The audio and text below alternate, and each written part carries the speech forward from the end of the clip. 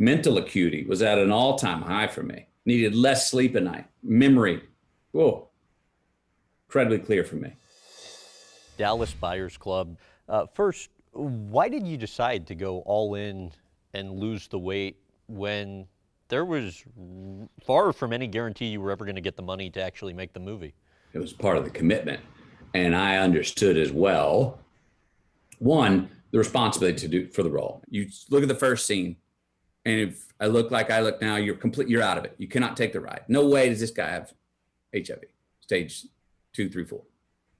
Two, I did recognize on the way to losing the weight that me losing the weight and Hollywood seeing that and financiers seeing that happening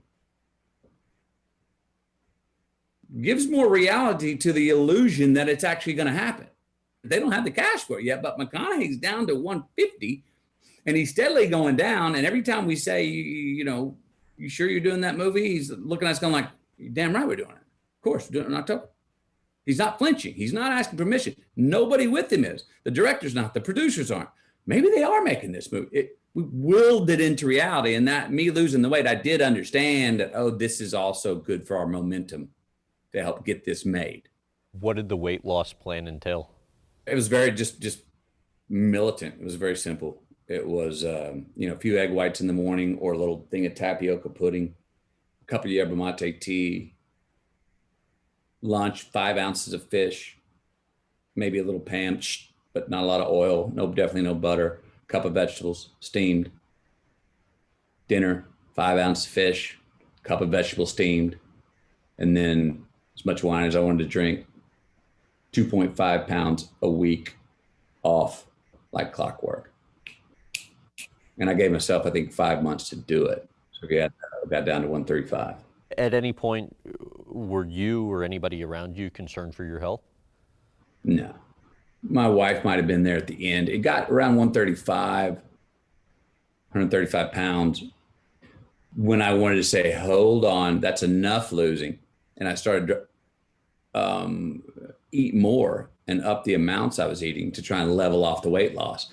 I kept losing because my body had sort of gotten the blinders on and was headed south and was like, we get the message, we're losing weight. And I was like, whoa. And it wasn't scary. It was a great, you could call it,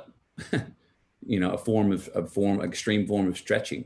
The body is much more resilient than I think most of us give it credit for. If anything, all of my vitals and especially all of my senses, smell, hearing, well, except for sight, did start losing a little eyesight, but that was basically because I was in my 40s. But everything else, hearing, smell, touch, taste, those senses got more acute. Mental acuity was at an all-time high for me. Needed less sleep at night. Memory, whoa, incredibly clear for me. Recall, even details was really kind of inspiring in a lot of ways. And you said you actually missed that, right? What the weight loss did to the mind? Yeah, well, I sometimes missed that clarity. I had such a boundless amount of mental energy. I didn't have leverage physically, meaning there's a scene in there where Ron Woodruff loses a bet and the Cowboys are coming after him to pay up and he's going to run. Well, I made it about 15 feet before my thighs, my quads just locked up and I hit the ground and went, whoa, time out. You caught me, hang on, time out. And I was like, whoa, I had lost all insulation around knees and back and neck. And so the body was a bit, obviously had lost a lot of leverage. It was a lot more fragile, but boy, the mental, every bit of power that I lost from the neck down sublimated to the neck up. And like I said, needed 3 hours less sleep a night. Just was extremely, extremely clear. I mentioned we taped Tom Hanks, and he believes the weight he had to lose and then put back on when filming Castaway contributed to his diabetes. To what extent is almost the bigger challenge associated with putting the weight back on? 100%. The first meal I had was my favorite meal, cheeseburger. And I went, and I remember I was having it in New Orleans. And look, and I knew, I'd read on it. They're like, look, your body's going to kick back. It's going to revolt. It hasn't had this or this amount in so long.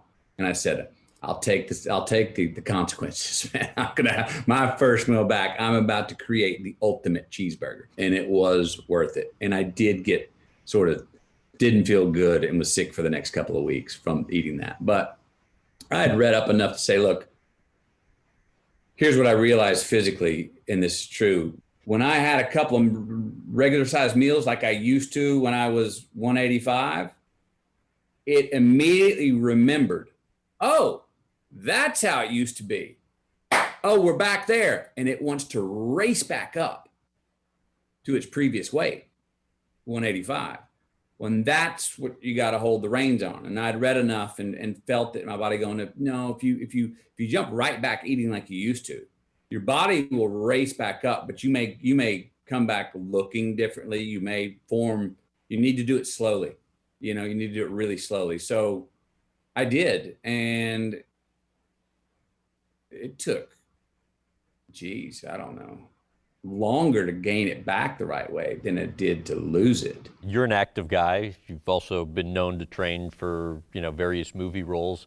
How do you get the idea that tackling sleeping cows is a wise idea? Well, it was never a wise idea. Never thought it was a wise idea. I thought it would be a cool, fun, wild idea to go train to be a dragon slayer. And it worked for a little while. One bull got the best of me one night, and pretty well knocked me out, and got a concussion off of that. I remember going like, well, there's no book on how to prepare to be a dragon slayer. I've come up with many original workout plans for different characters, and that one for Van Zandt and Reign of Fire was a wild workout plan, and it did not go as planned.